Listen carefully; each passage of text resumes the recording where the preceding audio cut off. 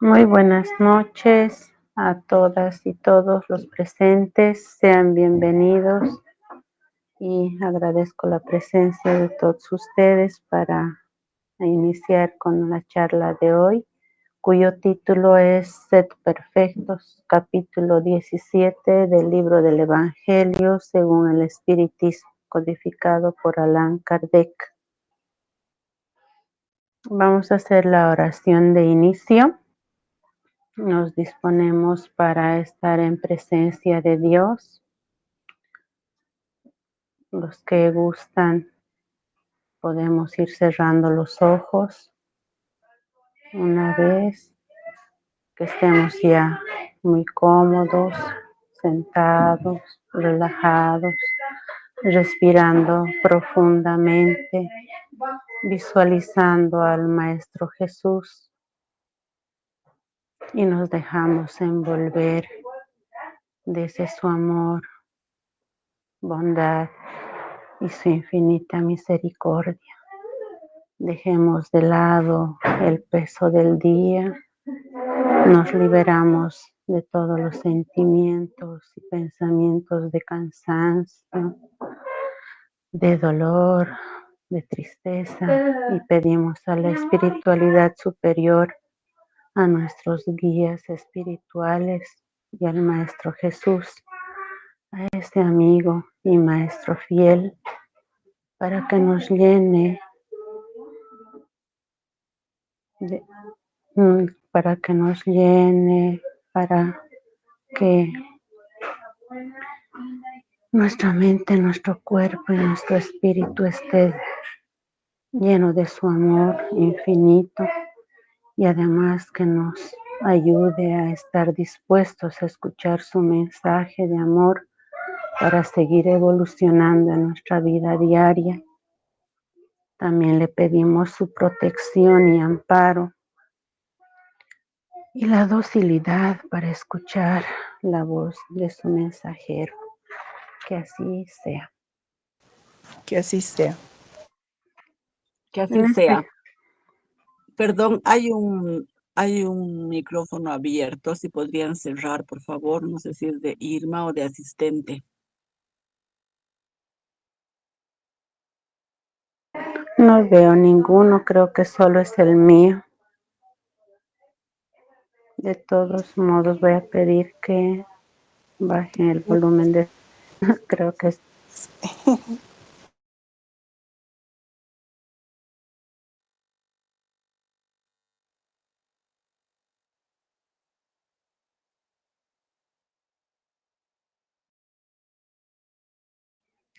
Creo que ahora sí.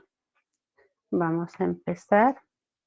Y en el primer acápite nos da a conocer caracteres de la perfección. Y antes de eso quisiera siempre recurrir a ver qué significa perfección, qué es perfección, si podemos alcanzar la perfección también como seres humanos que viven en la tierra. ¿Qué es perfección? Encontré en lo que es el diccionario, que tiene todas las cualidades requeridas o que posee el mejor grado posible de cualidad desde el aspecto moral. Y desde ese aspecto moral se va a ir viendo este capítulo para que todos vayamos conociendo qué mensaje nos da Jesús en sus recomendaciones también para alcanzar esta perfección. Aquí en lo que dice los caracteres de la perfección, voy a dar lectura en esta página que es la 227 y lo que va continuando, viendo la necesidad también para no cambiar el texto así en forma íntegra, porque cuando uno no lo lee, cambia también el contexto de lo que nos quieren dar a conocer en este capítulo. El acápite 1 de los caracteres de la perfección indica que esos caracteres son: amad a vuestros enemigos, haced el bien a los que os odian y orad por los que os persiguen y calumnian, porque si solo amáis a los que os aman, ¿qué recompensa tendréis? ¿No hacen también lo mismo los publicanos? Y si tan solo saludáis a vuestros hermanos, ¿qué hacéis más que los otros? ¿No hacen esto mismo los paganos? Sed pues vosotros perfectos como nuestro Padre Celestial es perfecto. Y esto está en el Evangelio, en el libro de San Mateo, capítulo 5, versículos 44, 46, 47 y 48.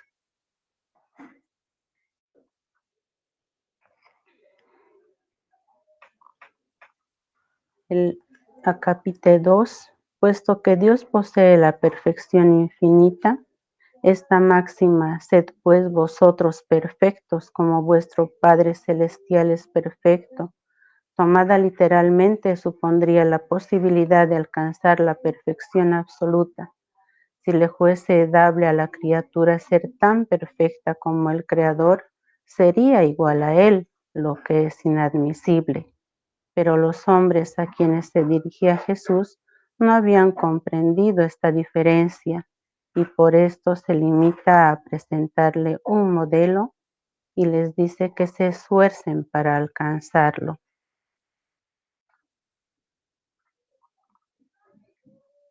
Es pues preciso entender por estas palabras la perfección relativa de la que la humanidad es susceptible y que más aproxima a la divinidad. ¿En qué consiste esta perfección? Jesús lo dijo: amad a vuestros enemigos, haced el bien a los que os odian, orad por los que os persiguen. Él muestra así que la esencia de la perfección es la caridad en su más alta acepción, porque ella implica la práctica de todas las demás virtudes. En efecto, si se observan los resultados de todos los vicios y aún de los más simples defectos, se reconocerá que no hay ninguno que no altere, más o menos, el sentimiento de la caridad, porque todos tienen su principio en el egoísmo y en el orgullo, que son su negación, porque todo aquello que sobreexcita el sentimiento de la personalidad destruye o al menos debilita los elementos de la verdadera caridad, que son la benevolencia, la indulgencia, la abnegación y la devoción. El amor al prójimo, llevado hasta el amor de los enemigos, no pudiéndose aliar con ningún defecto contrario a la caridad, es por lo mismo siempre el indicio de la mayor o menor superioridad moral, de donde resulta que el grado de perfección está en razón directa de la extensión de ese amor. Por esto Jesús, después de haber dado a sus discípulos las reglas de la caridad en lo que tienen de lo más sublime, les dijo: sed pues vosotros perfectos, así como vuestro Padre Celestial es perfecto. De esta manera, Jesús muestra la esencia de la perfección, que es la caridad. Y la caridad realmente con los puntos mencionados, la benevolencia, la indulgencia, la abnegación, la devoción, nos llega a responder en qué consistiría esa perfección, en qué consiste esa perfección. Es amando a nuestros enemigos, haciendo el bien a los que nos odian, orad por los que nos persiguen. Él muestra así que la esencia de la perfección es la caridad y es una práctica diaria, continua para poder alcanzar estas virtudes. Y estas virtudes son las que nos van a llevar a la perfección humana. Cuesta mucho, ya en algún otro tema anterior, ya se habían visto todos estos aspectos y se llegó a una reflexión para que en forma constante y permanente como seres humanos vayamos trabajando en el día a día para poder alcanzar estas cualidades de la perfección, para ser mejores como personas, no para los otros, sino para nosotros mismos. Y como espíritas que estamos conociendo la doctrina, tenemos que ir mejorando, cambiando, transformándonos, ser hoy mejor que ayer y ser hoy mejor que ayer y mañana mejor que hoy, siempre con esa perspectiva de ir mejorando, dar un paso cada día hacia adelante, no hacia atrás, no retroceder, siempre ir con la mirada firme y con la confianza y la certeza de que no estamos solos, estamos con la espiritualidad superior, que cuando tenemos esos pensamientos tan positivos y el esfuerzo permanente en el diario hacer, en nuestra acción, en nuestro pensamiento, vamos a estar siempre acompañados de la espiritualidad superior para alcanzar esto que nos proponemos. Tengan esa seguridad. También la oración hace mucho, tanto en la mañana como en la noche, para poder estar siempre acompañados de nuestro ángel de la guarda, de la espiritualidad superior que nos acompaña en forma permanente, está atento a que nosotros le pidamos la ayuda para poder estar con nosotros. Tengan esa fe y esa confianza.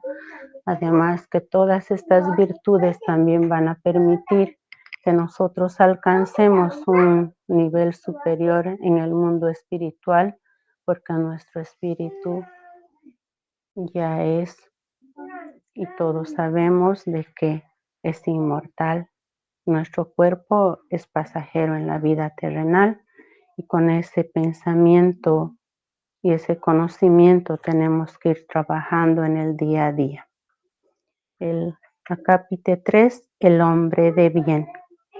El verdadero hombre de bien es el que practica la ley de justicia, de amor y de caridad en su mayor pureza.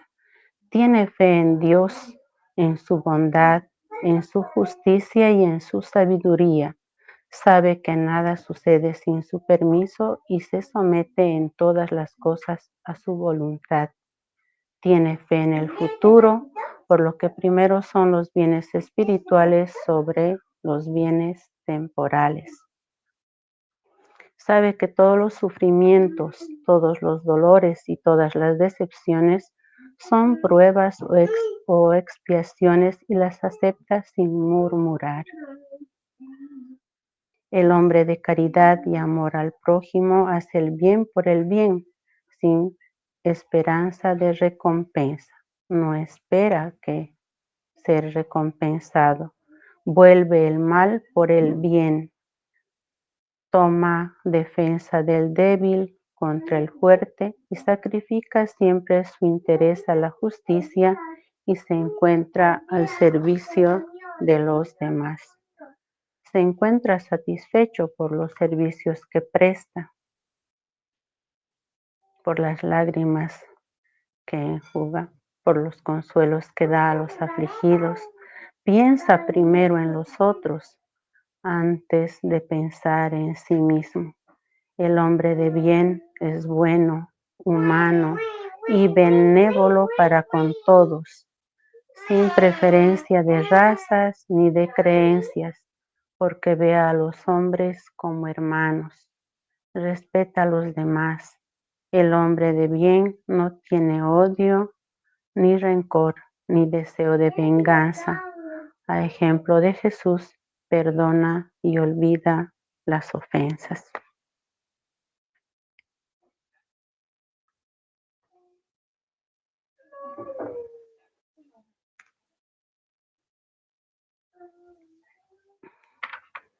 Es indulgente con las debilidades ajenas, porque sabe que él mismo tiene necesidad.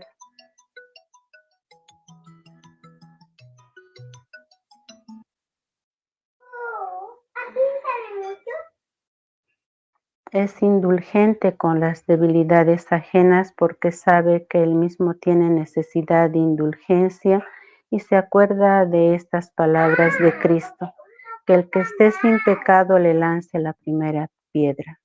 No se complace en buscar los defectos ajenos ni en ponerlos en evidencia. Más bien se obliga a buscar siempre de atenuar el mal encontrado en la otra persona y buscar algo bueno en ella. Estudia sus propias imperfecciones y trabaja sin cesar para combatirlas. Todos sus esfuerzos tienden a poder decir de sí mismo al día siguiente que hay en él alguna cosa mejor que en el día anterior. No procura hacer valer su espíritu ni su talento a expensas de otro. Por el contrario, busca todas las ocasiones de hacer resaltar las ventajas de los demás. No se envanece ni con la fortuna ni con las ventajas personales, porque sabe que todo lo que le ha dado puede serle retirado. Usa, pero no abusa de los bienes que le son concedidos, porque sabe que es un depósito del cual deberá dar cuenta y que el empleo más perjudicial que pudiese hacer de ellos para sí mismo es hacerlos servir para satisfacción de sus pasiones.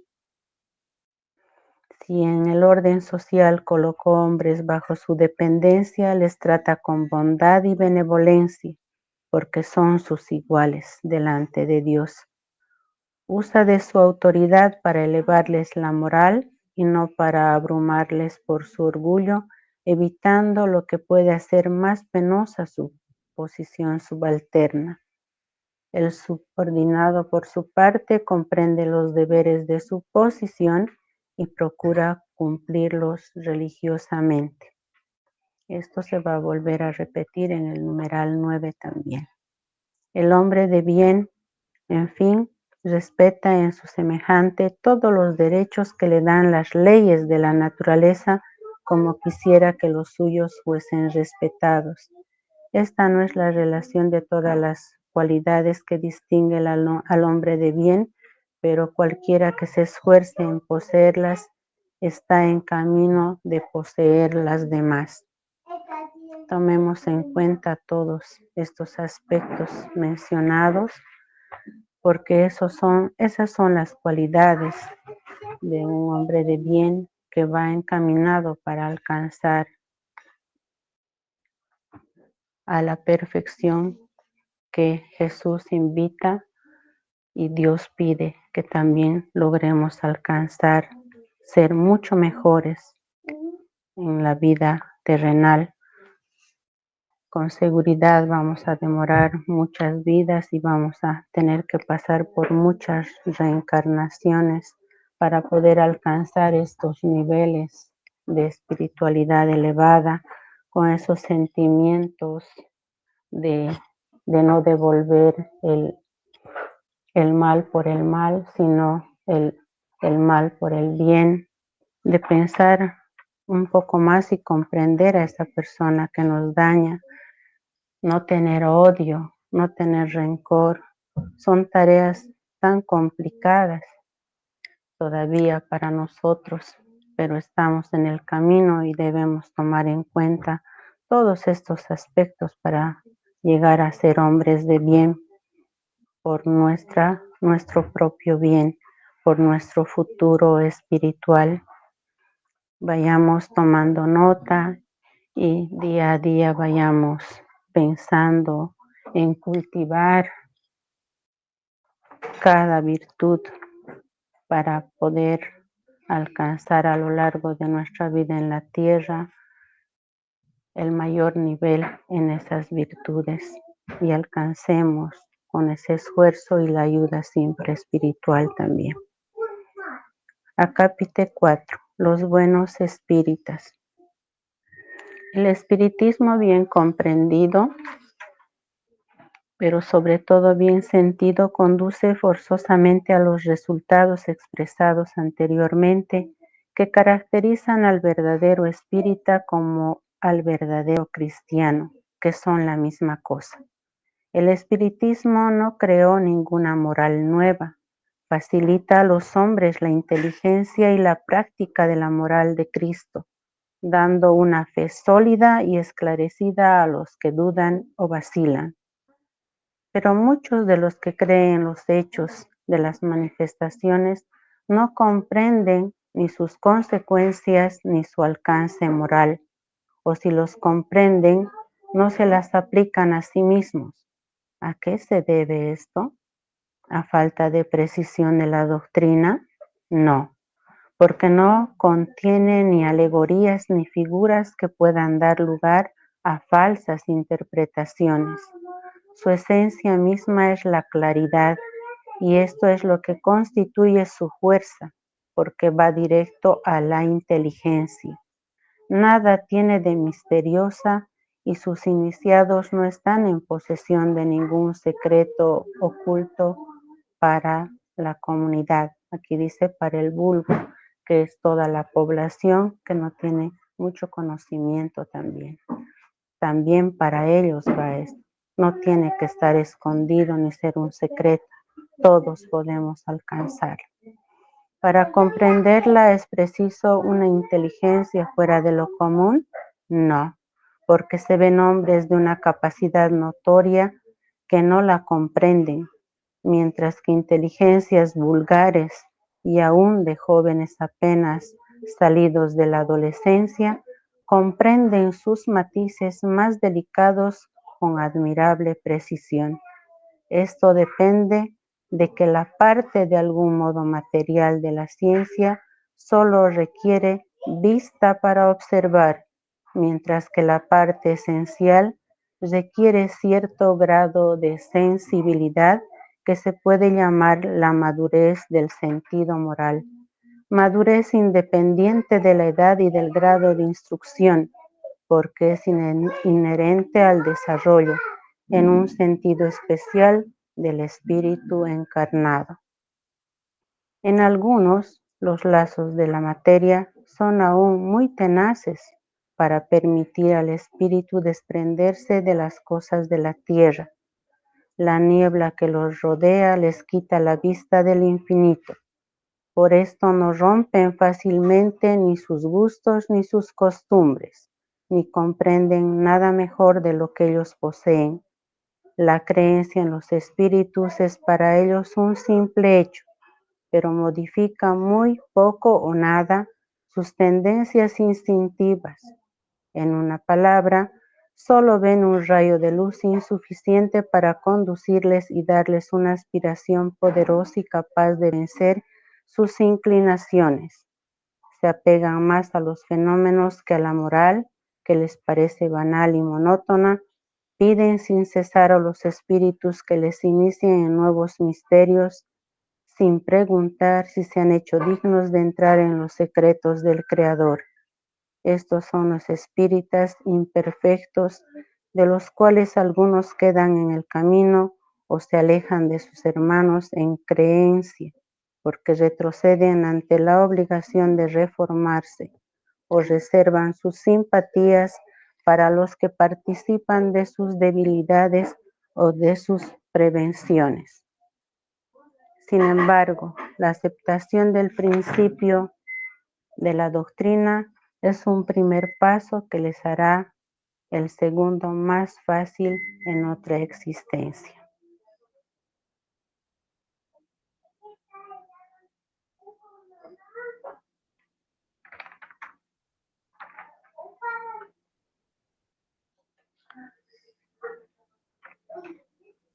¿En qué?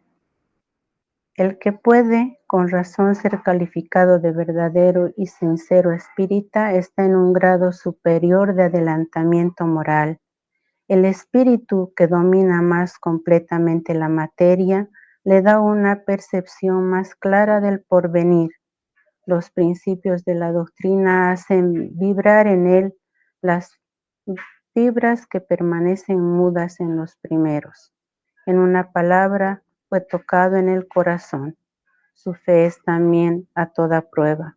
Uno es como el músico que se conmueve con ciertos acordes, mientras que el otro solo comprende los sonidos. Se reconoce al verdadero espírita por su transformación moral y por los esfuerzos que hace para dominar sus malas inclinaciones. Mientras el uno se complace en un horizonte limitado, el otro, que comprende alguna cosa mejor, se esfuerza para librarse de él y lo consigue cuando tiene una voluntad firme. Aquí nos da a conocer, indicando que si nos esforzamos en forma permanente, tenemos una voluntad férrea, podemos alcanzar lo que Jesús nos ha invitado y nos ha indicado que consigamos, porque así lo pide nuestro Padre Celestial. En la capítulo 5, parábola del sembrador. En esta parte de la parábola del sembrador hay 2 puntos, el 5 y el 6. Y yo he preparado una cosita que encierra ambos acápites y les voy a dar a conocer. El reino de los cielos se parece a un hombre que sembró buena semilla en su campo, pero mientras todos dormían, vino su enemigo, sembró cizaña en medio del trigo. Se fue cuando creció el trigo y aparecieron las espigas y también apareció la cizaña. Los peones le dijeron al propietario: Señor, ¿no habías sembrado buena semilla en tu campo? ¿Cómo es que ahora hay cizaña en él? Él les respondió: esto lo ha hecho algún enemigo. Los peones replicaron: ¿quieres que vayamos y arranquemos la cizaña? No, les dijo el dueño, porque al arrancar la cizaña corren el peligro de arrancar también el trigo. Dejen que crezcan juntos hasta la cosecha, y entonces diré a los cosechadores: arranquen primero la cizaña y recójanla en manojos para quemarla, y luego recojan el trigo en mi granero. A veces nos vemos desanimados por convivir con la maldad de otros, pero siguiendo el camino de Jesús, que Jesús nos enseñó, esta parábola nos enseña a ser pacientes aquí en la tierra. Se da todo mezclado, al lado de los buenos están los malos, pero no debemos desanimarnos en nuestras decisiones actuales. Se pone en juego el destino final, que es el nuestro, es el de cada uno. Nadie va a trabajar por el otro, ni el otro por uno.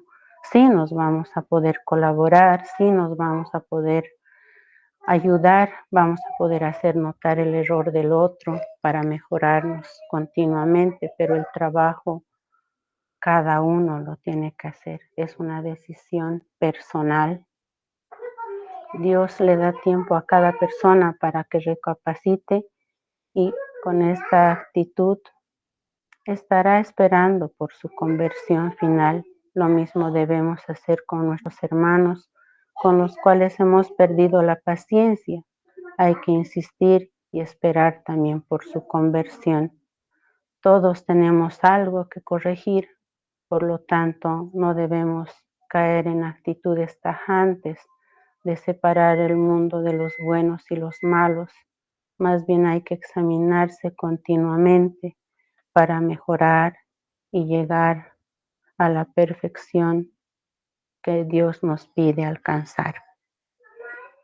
Esos 2 puntos, con eso que yo he visto, podríamos encerrar la parábola del sembrador, que en su enseñanza también nos va reflexionando, indicando esa palabra que escuchamos, esa palabra que conocemos, realmente cae en tierra próspera, realmente llega para que nosotros sigamos trabajando, esa semilla germina o está llena de espinas, o este mensaje ha caído en tierra buena y fértil y es esa persona que escucha la palabra, presta atención y da fruto, además de que no queda solo en escuchar y mejorar uno mismo, sino también en divulgar y propagar la palabra de Dios para que todos mejoremos y la vida en la tierra sea más llevadera, muchísimo mejor, que tenga también esa brillantez, que haya paz, armonía. Podemos conseguir si todos obráramos de la manera que Jesús nos ha enseñado con su ejemplo por su paso por la vida. En este capítulo también tenemos la instrucción de los espíritus y uno de los acápites es el deber. El deber es la obligación moral, primero con respeto a sí mismo y enseguida con respecto a los otros. El deber es la ley de la vida, se encuentra en los más ínfimos detalles, lo mismo que en los actos elevados.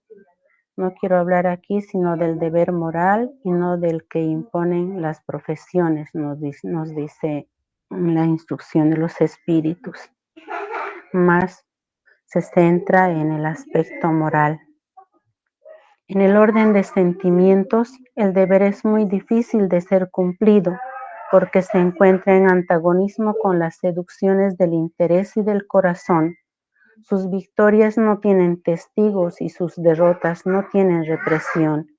El deber íntimo del hombre está entregado a su libre albedrío, el aguijón de la conciencia.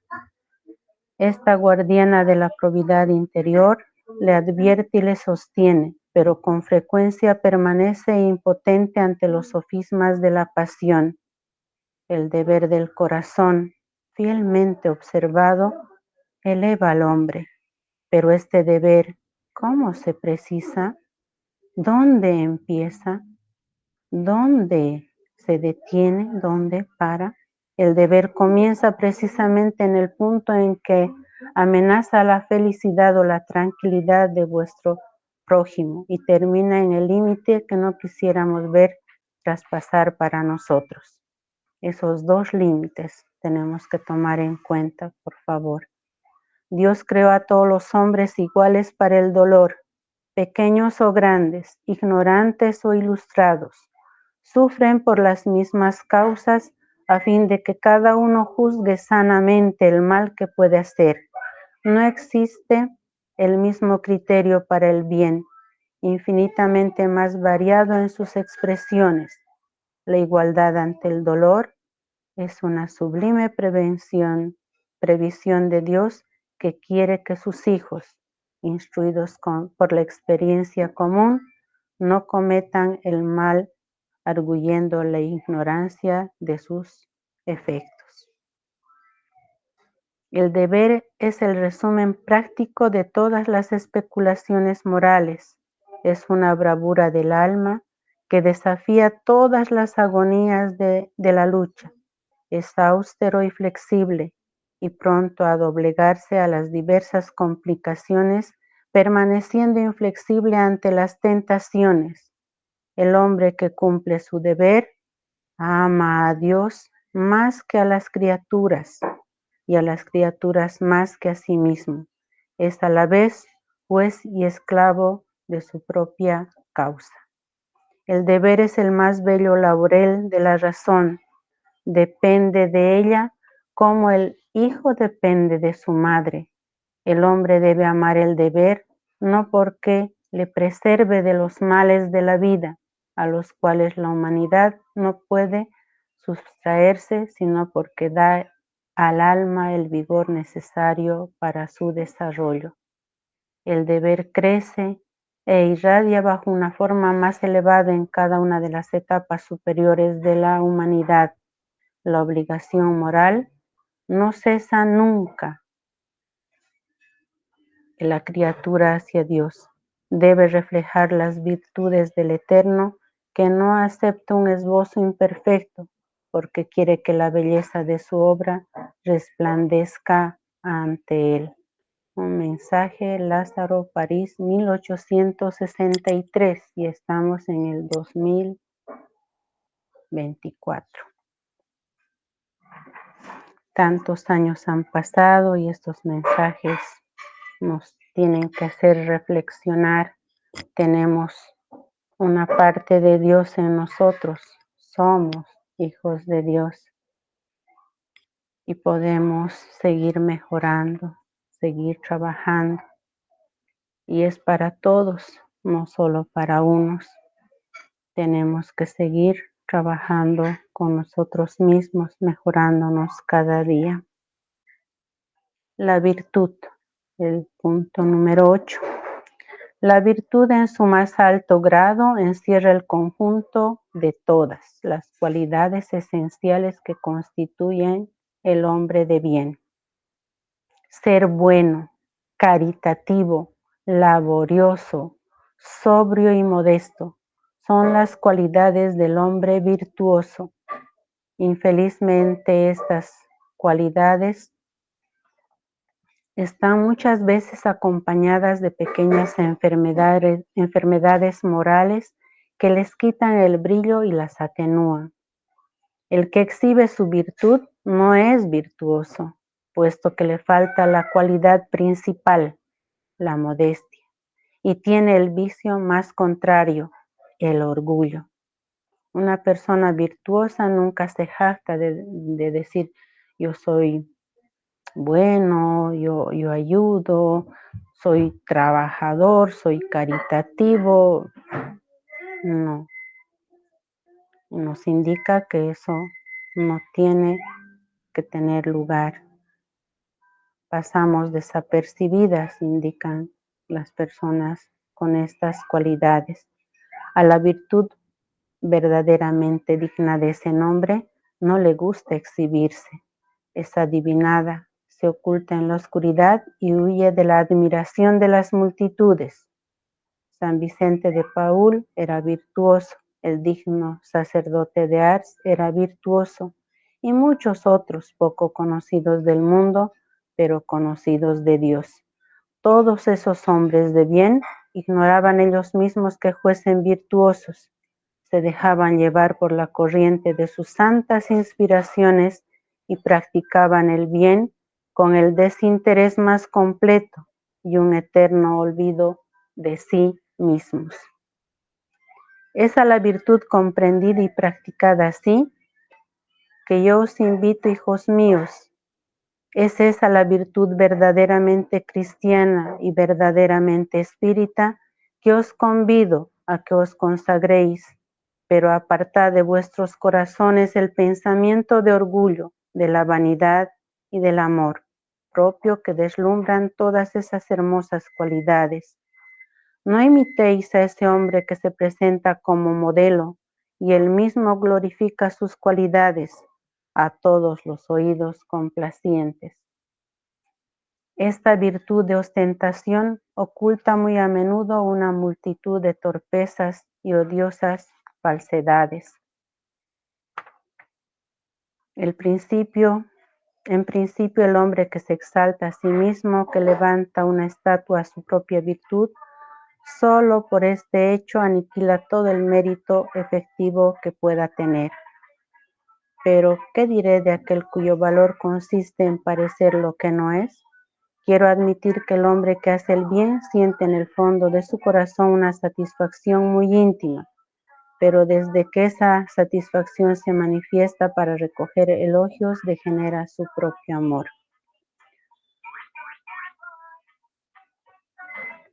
Oh, todos vosotros, a quienes la fe espírita ha calentado con sus rayos y que sabéis cuán lejos está el hombre de la perfección, no os entreguéis nunca a semejante insensatez. La virtud es una gracia que yo deseo a todos los espíritas sinceros, pero les diré, más vale menos virtud con la modestia que mucha con el orgullo. Fue por el orgullo que las sucesivas humanidades se perdieron y por la humanidad y por la humildad que deberán rendirse un día. Mensaje de San Francisco Nicolás.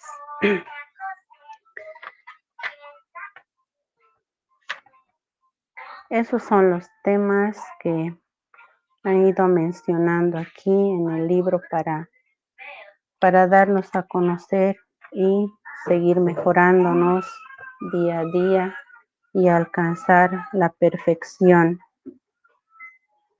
También da a conocer los superiores, los inferiores, cómo deberían de ser. Los superiores tendrían que estar al servicio de los inferiores, siempre colaborando, no, no sometiéndolos, no haciéndolos sufrir. Tendrían que ayudarlos para, como autoridades, mejorar, ¿no? Estar muy humildes también para que consigan el adelantamiento, los que no conocen, los que no saben, los que están perdidos. Entonces tenemos que tener el privilegio de poder ayudar también con la humildad que nos pide.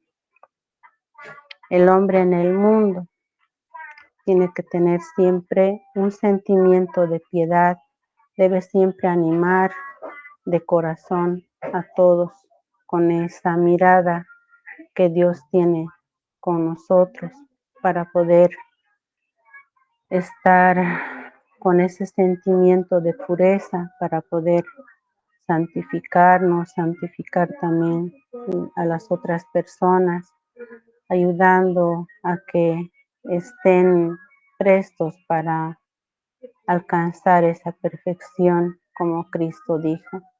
Hay que practicar la caridad, hay que estar siempre muy humildes ante la mirada de Dios. También Fabricio ya habló de lo que era la caridad, Juan igual. Hay que ser también alegres, porque también en la alegría se infunde esa palabra de Dios, esa voz de aliento, no siempre estar reacios. También ese pensamiento del Creador, ¿no? Que el alma se regocije pese a todas las dificultades que uno vive en la tierra. Hay que ir purificándonos y santificando también todos nuestros actos. Nos pide también cuidar el cuerpo y nuestro espíritu para alcanzar la perfección moral, que no estemos prisioneros en, en todo lo que es la parte material. Si bien nuestro cuerpo tiene que ser sano, vigoroso, predispuesto para poder estar en la tierra con salud y no estar con enfermedad, debemos tener y mantener un equilibrio también en nuestros pensamientos, nuestras actitudes, nuestra alimentación, no violentar nada de nuestro cuerpo, ¿no? Para poder cuidar también nuestro espíritu. Nuestro espíritu también no tiene que ser prisionero de la parte material. Tenemos que estar cuidando y también amando pues nuestra alma, cuidando con esos pensamientos positivos, alimentando también de conocimiento y de actitudes, ¿no? No hay necesidad de martirizar tanto a nuestro cuerpo con ayunos innecesarios y nuestra actitud va a ser también mal dirigida, ¿no? Tenemos que ser caritativos con nuestro cuerpo, con nuestros prójimos, nuestros hermanos, también ayudarles para que dentro de lo que vayamos investigando y conociendo la palabra y los mensajes de la espiritualidad, irnos doblegando para no ser tan orgullosos. Esos pensamientos de humildad van a permitir alcanzar también la santidad en la tierra, como que hay ejemplos vivos de muchos santos en la tierra, ¿no? Por toda la actitud buena que han alcanzado, porque al inicio no eran así, eran San Agustín era tan reacio, su madre rezaba tanto por él y ha alcanzado a llegar a reconocer que sí Dios existe, que también el espíritu es inmortal. Entonces vayamos trabajando en esas dos situaciones para que haya un equilibrio entre nuestro cuerpo y nuestra alma, ¿no? Es preciso cuidar de ambos.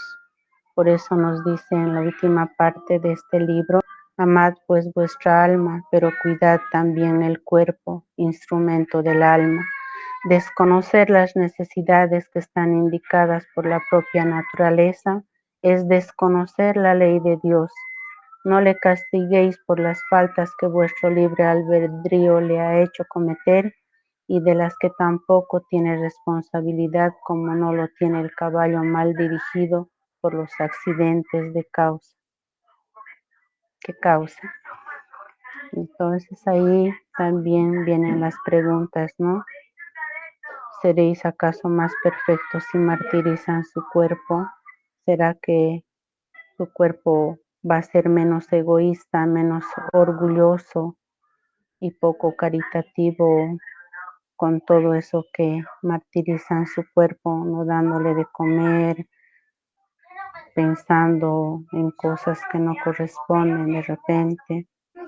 Entonces, sí se puede someter al espíritu, pero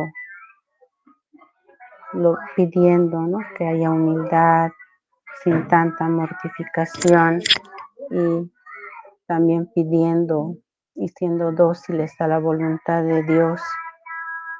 Es el único que nos conduce a la perfección.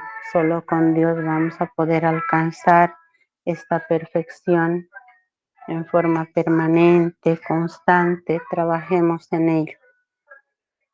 Gracias por su atención. Este es el mensaje que nos dan para poder seguir trabajando y mejorando. Gracias.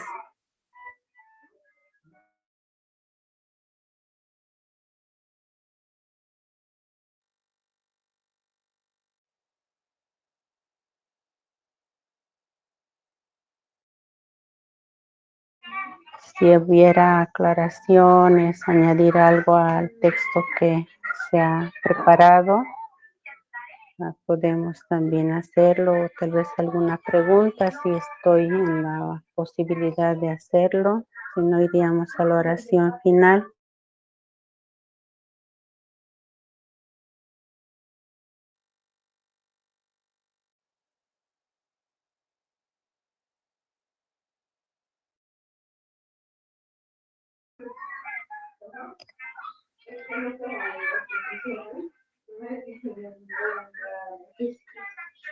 Entonces haremos la oración de cierre y de agradecer a Dios. Nos disponemos a hacer la oración de cierre. Podemos cerrar los ojos para recibir la presencia de Dios a través de los mensajeros espirituales. Señor, en esta noche que nos hemos reunido en tu nombre, que las enseñanzas de hoy lleguen a lo más profundo de nuestro ser. Llénanos de tu luz, danos la fortaleza para nuestro diario vivir, danos el aliento para seguir adelante. Ayúdame a ser bueno. Quiero ser bueno y ayudar a los que necesitan de mí y estar a su servicio.